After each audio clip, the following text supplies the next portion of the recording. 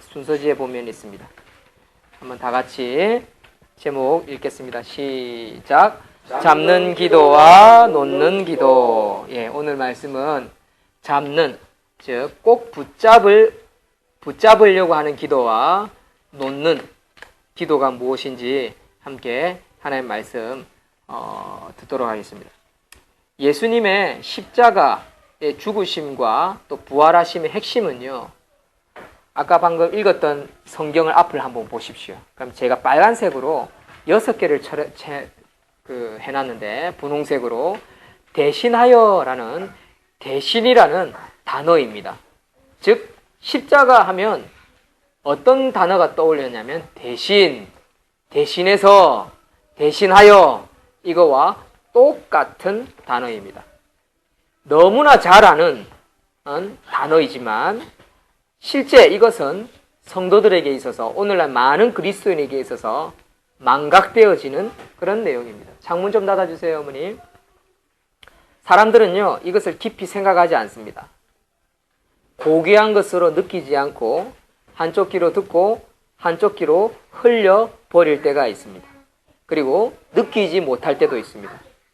이 대신이라는 단어는 엄청난 진리임에도 불구하고 실생활에서는요, 그리스도인의 삶 속에 거의 효력을 발휘하지 못하는 진리가 대신, 대신하여, 이것을 그냥 단어로만 생각한다는 것입니다.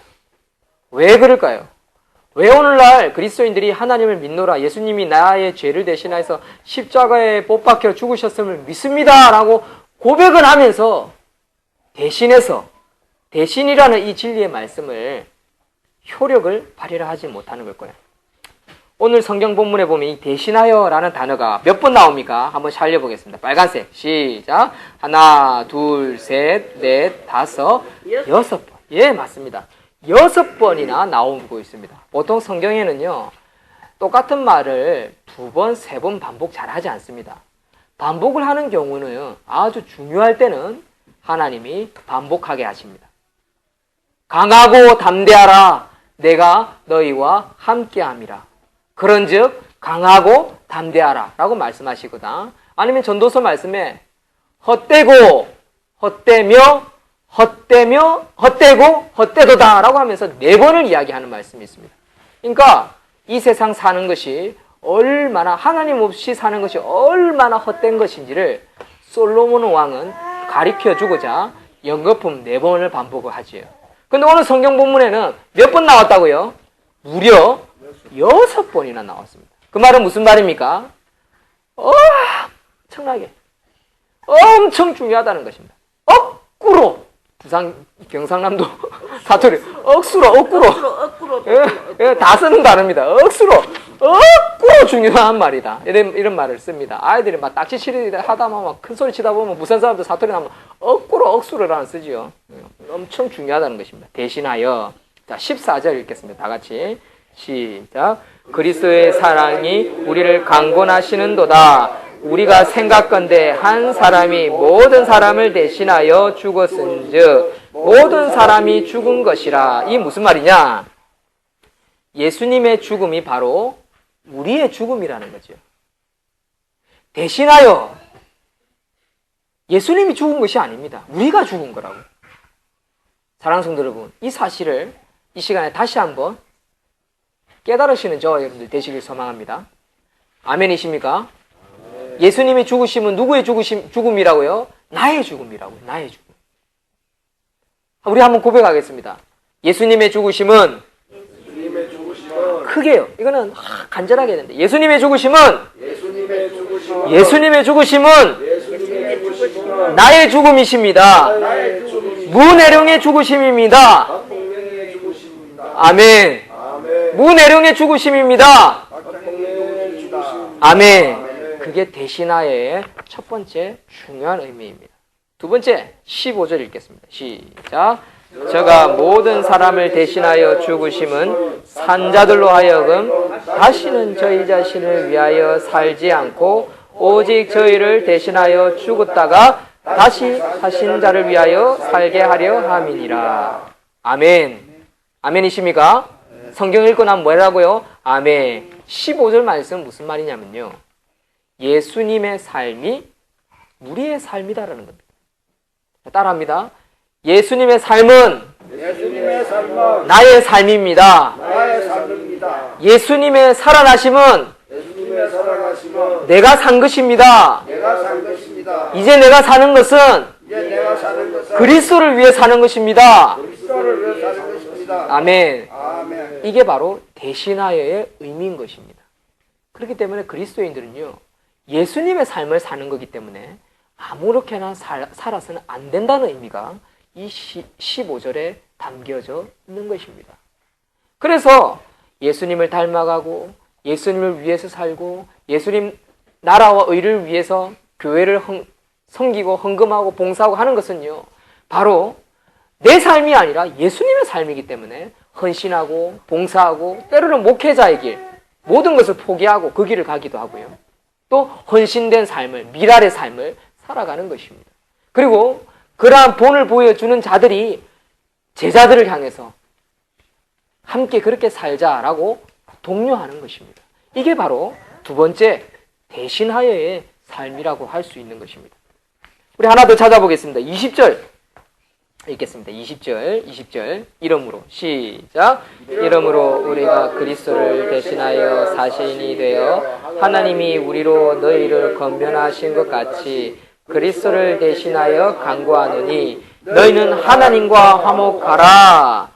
자, 우리는요 이제는 하나님의 사신입니다. 뭐라고요? 하나님의 사신이요. 하나님의 사신입니다. 우리는 저승사자를 무서워하지요. 하나님을 알지 못하는 사람들은요, 뭘 무서워하냐면 저승사자를 무서워합니다.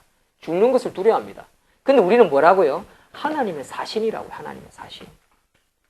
그래서 하나님의 일을 하는 자이기 때문에 우리는 뭘 했냐면 하나님과 가까이 가고 하나님과 화목해야 한다는 것입니다. 이것이 대신하의 세 번째 의미인 것입니다.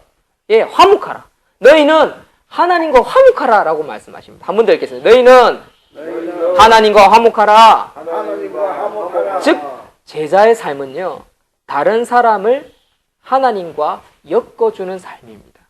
제가 여러분들을 하나님과 엮어주고요, 또 여러분들이 서로를 엮어주고요, 여러분들이 또 다른 사람을 하나님과 엮어주는 삶이 제자의 삶입니다. 이것이 대신하여 십자가에 예수님이 죽으신 이유와 목적입니다.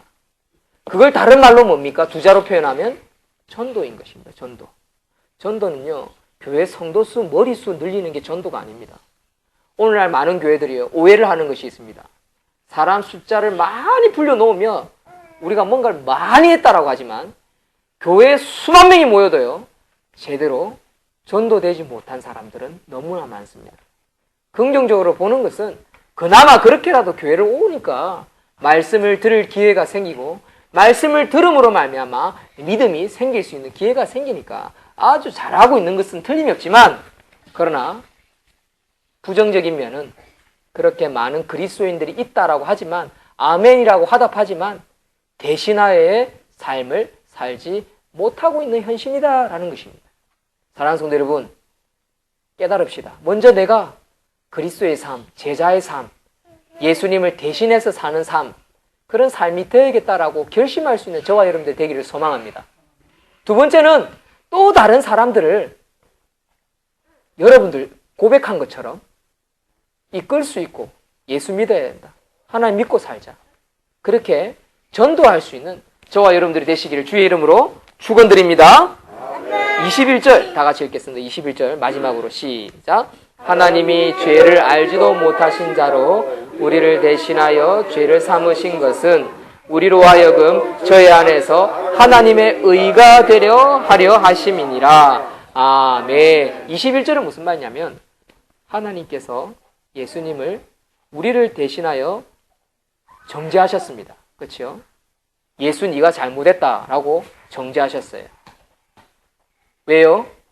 왜 그렇게 하셨을까요?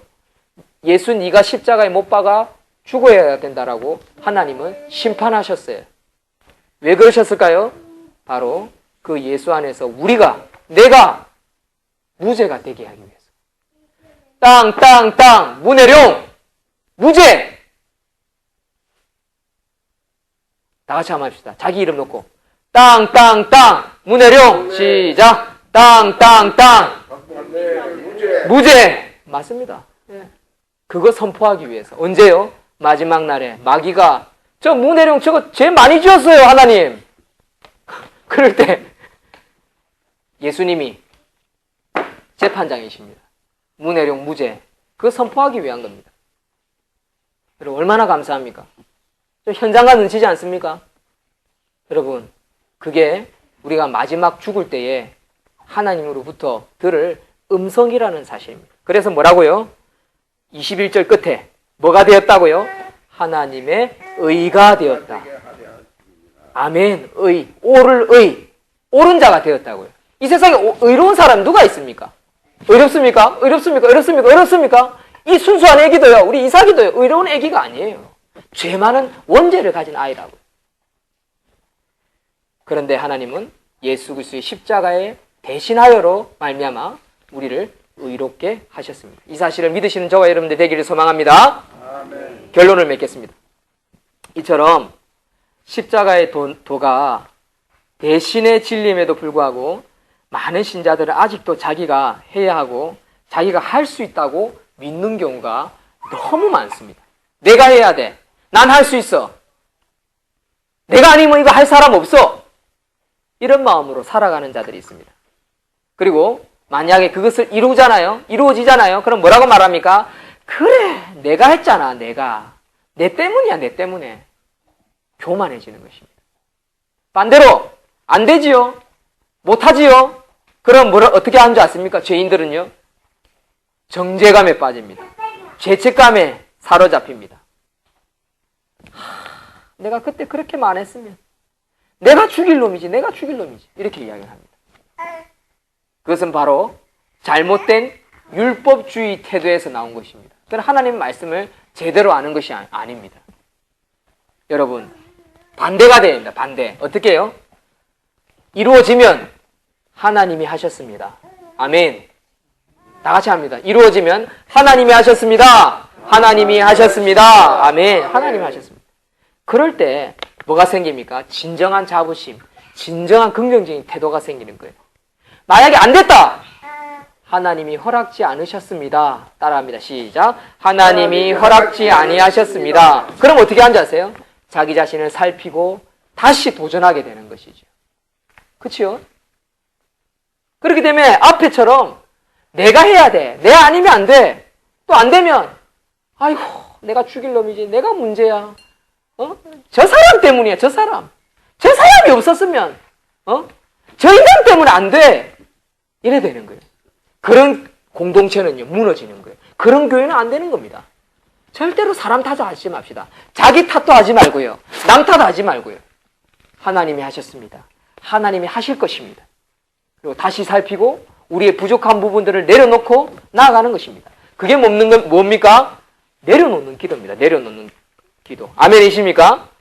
원래 하나님께서 율법을 주신 이유는요, 인간에게 하나님의 원하시는 기준을 인간에게 깨달음을 주기 위해서 율법을 주신 거예요. 예를 보십시오. 여러분 여기서 여기까지 몇 센치일까요? 한번 보십시오. 저를 한번 보십시오. 예? 여기서부터 요거 몇 센치일까요? 모르지요? 뭐가 있으면 알 수 있습니까? 자가 있어야지, 자. 여러분들 우리의 행실에 대해서 너 잘못했어, 너 잘했어, 너 못했어, 틀렸어, 뭐 가지고 정죄할 수 있습니까? 성경. 이 성경으로, 이 율법으로 잘했다 잘못했다라고 측정하는 겁니다. 그래서 율법을 주신 거예요. 성경은요 자예요. 자, 우리 삶의 자. 그래서 성경을 알아야 한다는 것입니다. 그렇기 때문에 율법을 엉뚱한 데 쓰지 마십시오. 나를 정죄하거나 남을 판단하거나 남을 누르는 데 쓰라고 주신 것이 아니라는 겁니다. 우리에게 알려주기 위해서. 혜룡아, 삶이 이거란다. 어떻게 살아야 바른 삶인지 이 성경을 읽어보아라. 인간 스스로는 깨달을 수 없어요. 하나님이 말씀을 주셔야 깨달을 수 있는 거예요. 그래서 어떻게 합니까? 스스로 깨달아서 참여하도록 겸손하게 만들기 위해서 하나님은 율법, 성경을 주셨다는 것입니다. 무엇보다도 성경을 주신 진짜 목적은 뭘까요?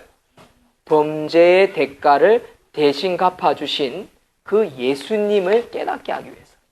그래서 그 예수님을 내 마음에 모시고 성령의 임재로, 성령의 능력으로 살아라고 가르쳐 주시는 것입니다. 그게 대신이라는 단어입니다.